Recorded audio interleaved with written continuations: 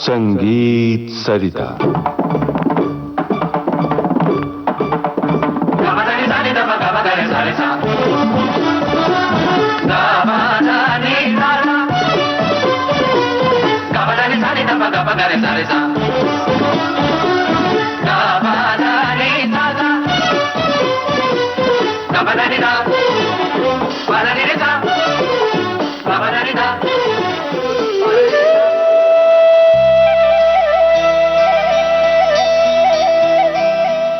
संगीत सरिता इस कार्यक्रम में इन दिनों आप सुन रहे हैं श्रृंखला डागर बानी में ध्रुपद दर्शन। हमारे आमंत्रित कलाकार विख्यात ध्रुपद गायक पंडित डॉक्टर ऋत्विक सान्याल। आपसे बातचीत की है राम कृष्णदास ने। तो प्रस्तुत है इस श्रृंखला की 8वीं कड़ी। नमस्कार पंडित जी, हम तो बात करते हैं जिसको संस्कृत में वाणी कहते हैं, लेकिन ध्रुपद गायन में वाणी न कहकर बानी कही जाती है और आप डागर बानी के गायक हैं और भी 3 बानियां हैं। तो इस बानियों पर, और ये बानियां कहाँ से आई, कौन से गीतियों के साथ संबंधित है, इसके बारे में हमारे श्रोताओं को बताएं और इस पर आधारित कोई बंदिश प्रस्तुत करें। डागर बानी का परिचय देना आवश्यक है। बानी के कई अर्थ हो सकते हैं। एक तो बानी शब्द भी है, बानी गला भी है, और बानी भाषा भी है, साहित्य भी है, कविता भी है। इस सब मिलाकर जो भी हम गले से निकाल रहे हैं वो बानी है। तो वाणी शब्द का अपभ्रंश बानी है, जो हम बोलते हैं वो वाणी के अपभ्रंश है। तो 4 बानी है। ये बानी का संदर्भ असल में आज 21वीं सदी में इसकी इतनी सार्थकता नहीं है, जो कि तानसेन के समय में हर ध्रुपद की जो अलग अलग परंपराएं थी उनका परिचायक जो है वो बानी से ही हुआ करता था। तो हर कलाकार को उस बानी से उसका परिचय मिलता था कि अमुक डागर बानी के है, अमुक गौहर बानी के है, अमुक खंडार बानी के है, अमुक नौहार बानी के है। तो ये 4 बानी है। पंडित जी, तानसेन गौहर बानी के थे या गौरहार बानी? तो इसमें गौहर बानी जो है वो उसको मतलब प्रमुख माना गया। अच्छा। क्योंकि वो तानसेन का बानी था। अच्छा। और वो राजा कहलाए, और जो डागर बानी है वो मंत्री कहलाए जी, और जो सेनापति है वो खंडार बानी है। अच्छा। और सेवक जो है वो नौहार बानी है।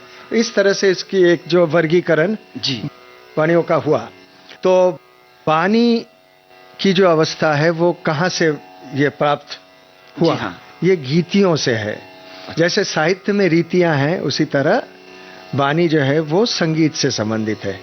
और खास करके जो संगीत की जो सुर लगाने का जो ढंग है, जो शैली है, वो बानी है। हम सुर का लगाव जो है जी। तो हर परंपरा का अपना एक तरीका होता है लगाने का, सुर लगाने का। यानी आपका कहना है कि डागर बानी का सुर का लगाव अलग होगा, गौरहारी बानी का अलग होगा, नौहार बानी का अलग होगा। जी। हाँ। ये एक ऐसा मंच है जिसमें सभी लोग आनंद ले सके। तो मैं एक उदाहरण से 4 वाणियों को समझाने का प्रयास करूंगा। इससे वो सहज हो जाएगा कि एक स्वरावली में ले लूंगा और उसको किस तरह हम चारों वाणी में हम समझ सकें। और पंडित जी, आपने कुछ गीतियों से इसका संबंध जुड़ा है। जी। वो कैसा?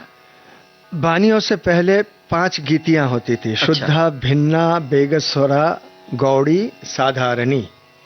तो शुद्धा गीति जो है उसमें स्वर की शुद्ध अवस्था है। जैसे रे ला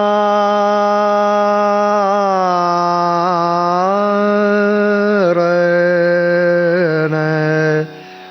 ला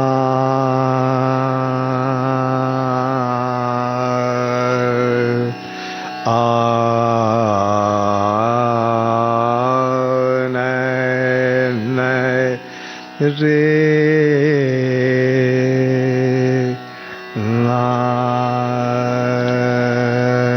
शुद्धा गीति को हम गौहारी बानी से इसको जोड़ते हैं, क्योंकि वो एक स्वर का एक शुद्ध स्वरूप है। डागुरी की विशेषता है, डागुर बानी की विशेषता है सूक्ष्म गमकों का।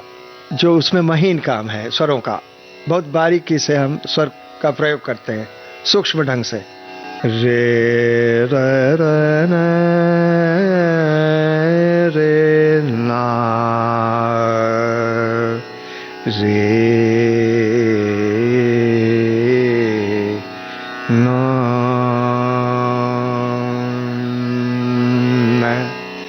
हमारी परंपरा में डागर वाणी को शुद्ध वाणी भी इसीलिए कहा गया है कि इसमें सभी वाणियों की विशेषता समाविष्ट है। यानी आप साधारण, हाँ, जो साधारण गीति में सभी गीतियों को समाविष्ट है, डागुरी में भी सभी गीतियों का। लेकिन डागुरी का अपना विशेषता यह है कि उसमें सूक्ष्म गमकों का प्रयोग होता है। तो अब देखिए ये सूक्ष्म गमक है, राग पुरिया में किस तरह लग रहा है। ते तर न रे ना रे रे ना। इसको भिन्ना गीति भी कहा गया है, जहाँ सूक्ष्म गमकों का प्रयोग होता है, वो भिन्ना गीति है। इन स्वर भिन्न हो गए। हाँ, नहीं, भिन्न से मतलब नहीं है, भिन्ना गीति से मतलब है। अच्छा। सूक्ष्म प्रयोग है। और गौड़ी गीति जो है, गौड़ी में भारी गमकों का प्रयोग है और चिबुक को नीचे लटका के जो एक विशेष तरह का गमक का प्रयोग होता है, इसको ओहाटी कहा है। ये बड़ा ही पंडित जी एक आध भारी गमक हमारे श्रोताओं हाँ, को भारी मतलब उसमें एक ओज है जी। वो भी सुंदर है जी। एक ओज होता है।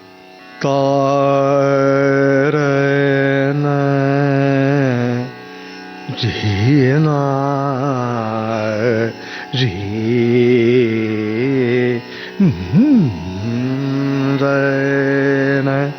री रे रे ना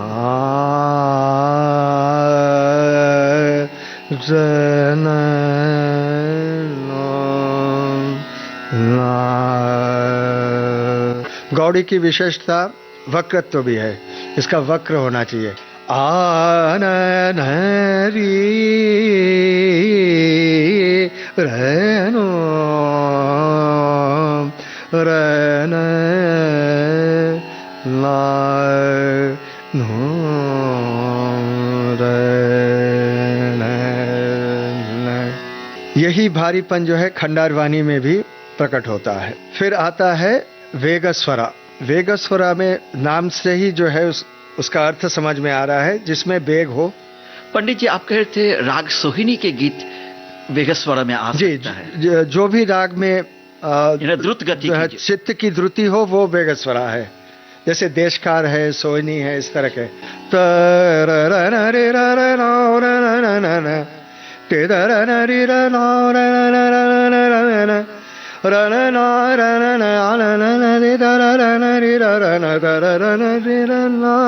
क्या बात।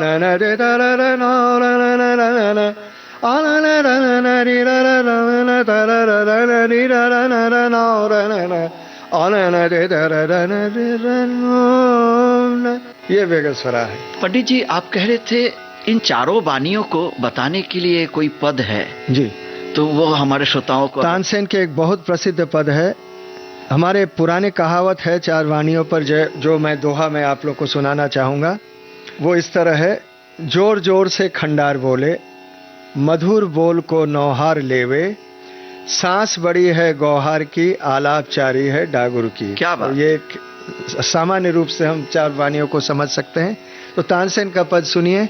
हाँ ध्यानेश भाई चलिए। बानी चारों के व्यवहार सुन लीजे हो, ये पद है। बाने चारों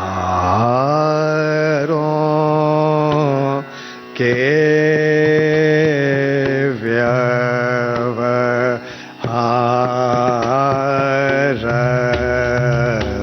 सुन लीजे हो गुने जन तब पावे ये विद्या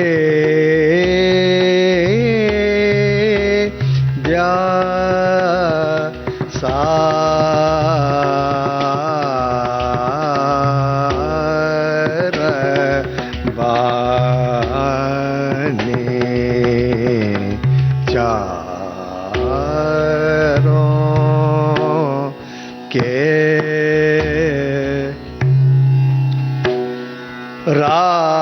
राजा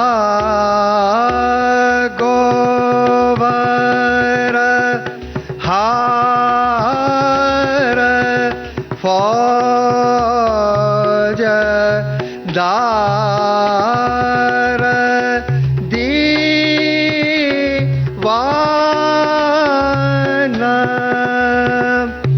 डागोर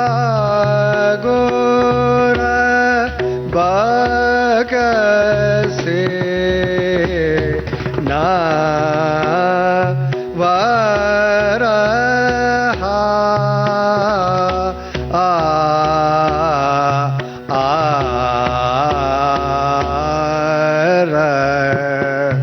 बाणी चारों के व्यवहार सुन राजा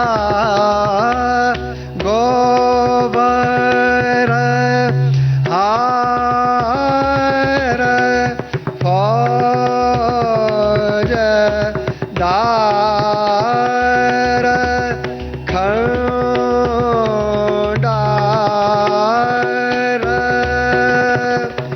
दीवान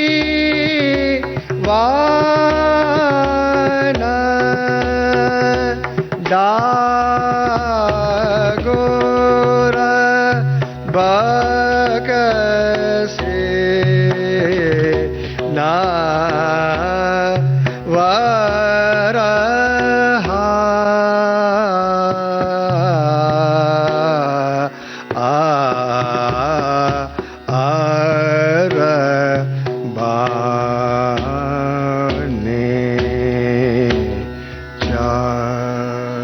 पंडित जी, बहुत सुंदर बंदिश आपने गाई है।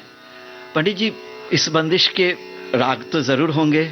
अब मैं खो गया हूँ, क्या ये भूपाली है, भूप है, भूप कल्याण है, जैत कल्याण है, कौन सा राग है? हमारे श्रोताओं को बताएं। ये तानसेन की रचना है, राग भूपाली में। अच्छा श्रोताओं, आज हमने 4 बानी और पंचगीति पर हमने चर्चा की और पंडित जी ने आपको व्याख्या करके समझाया।